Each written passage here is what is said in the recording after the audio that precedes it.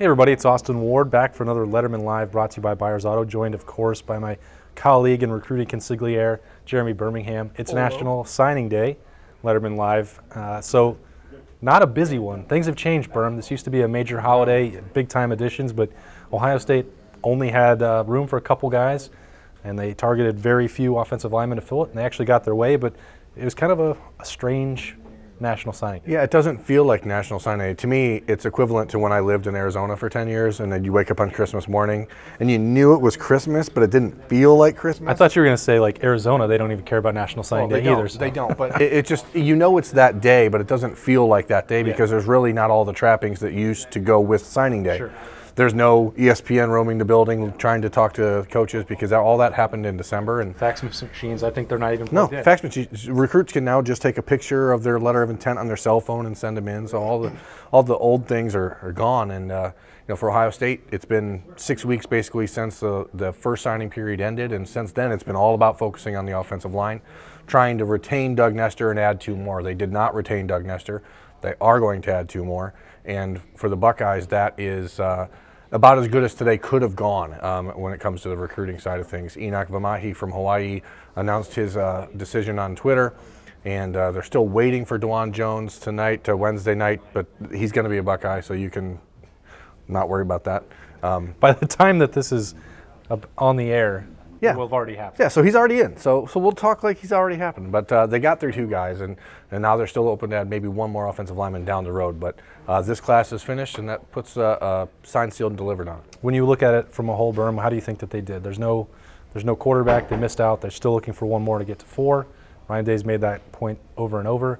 A little, suspect, or not suspect, light in some other positions that maybe you would have thought they'd fill. Yeah, I mean, obviously the quarterback position was somewhat filled by Justin Fields coming in, but then you lose Tate Martell, so you're back to where you started. Justin Fields is a premier player and one of the best quarterback prospects in history, so you know that's kind of a win. Running backs, they did great with Marcus Crowley and Steele Chambers. I think that the receivers, Garrett Wilson and Jamison Williams, are going to be superstars here. And I think they really filled in most of the class pretty well. I think that there's still questions at defensive back where they only signed Ronnie Hickman and Bryson Shaw.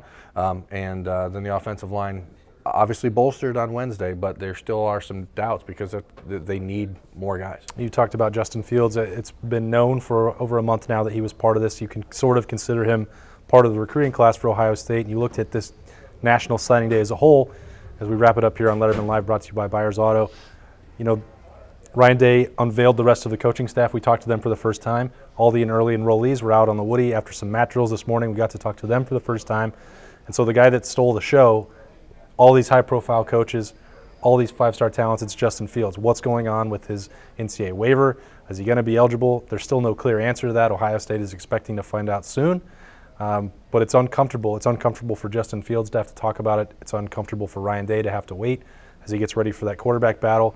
The Buckeyes are confident that it's going to happen, but this is still a waiting game, and you don't know 100% what's going to happen. Yeah, the NCAA is difficult to predict. I mean, it's an organization that sort of zigs when you generally think it's going to zag, and the Buckeyes, as you stated, are confident. They think that eventually he will be cleared and ready for spring football and ready for the 2019 season. But if by some weird twist that doesn't happen, all of a sudden the need for quarterbacks jumps from one more guy to probably 2 more guys, and then you're almost guaranteed that Matthew Baldwin, who's never played a college football snap in his life, is going to be the starting quarterback for the Buckeyes. So when you talk about uncertainty, there's reason for it. But talent-wise, there's no doubt that Justin Fields and Matt Baldwin are both highly competent and highly capable quarterbacks. When you look, for me, I'm just going to start with myself and then you can answer.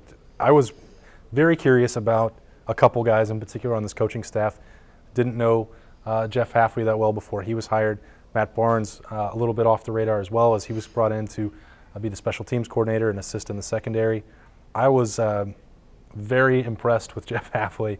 I know it's a cliche to talk about people winning the press conference, but that was one of the more entertaining ones that I can remember. Now, that doesn't win games to go out and make jokes and be personable, but it does help if you're able to relate. I think that's because one question that you've had about these guys, how are they going to adjust to recruit? Well, they're basically recruiting a bunch of media members, and I think that they did a great job. Home run. They did a great job today. I mean, Jeff Hafley, I actually joked with him after his press conference, said you might have been a little too honest today. You might have been a little too on the nose with what he was saying, but the Buckeyes wanted to get a younger coaching staff, and that's something Ryan Day addressed in his press conference, and guys like Jeff Hafley and Matt Barnes and Al Washington all pretty much hit it out of the park today, I thought, as far as their first introduction to the Buckeye Nation, if you want to call it that. And Greg Madison, Ryan Day, over and over stated, he wanted that guy coaching his players. And I think in general, for a first coaching staff, the combination of veterans, guys that have been at Ohio State, guys that are from Ohio, you could not have done a better job putting together this group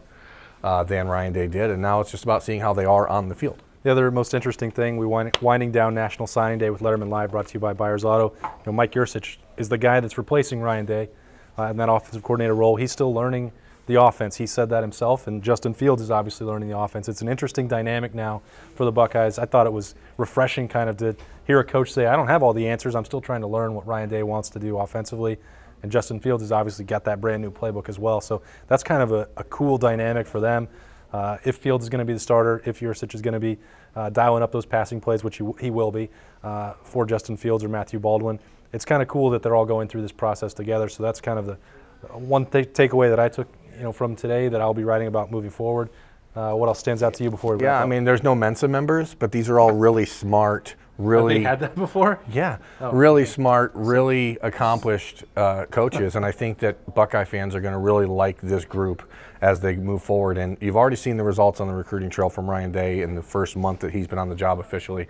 And once these coaches start getting out there, and especially in Ohio, Greg Madison and Al Washington helping around the state with Ryan and with Tony Alford and with Brian Hartline, all these guys that have been around now for a while and understand the state, I think that the fear, which is how do you replace Urban Meyer, you're never going to replace Urban Meyer. But Ryan Day is off to a pretty darn good start.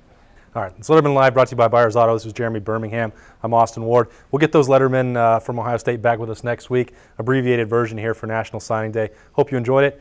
Hope you've caught up with all the coverage there at lettermenrow.com. We'll see you next week on Lettermen Live, brought to you by Byers Auto. See ya.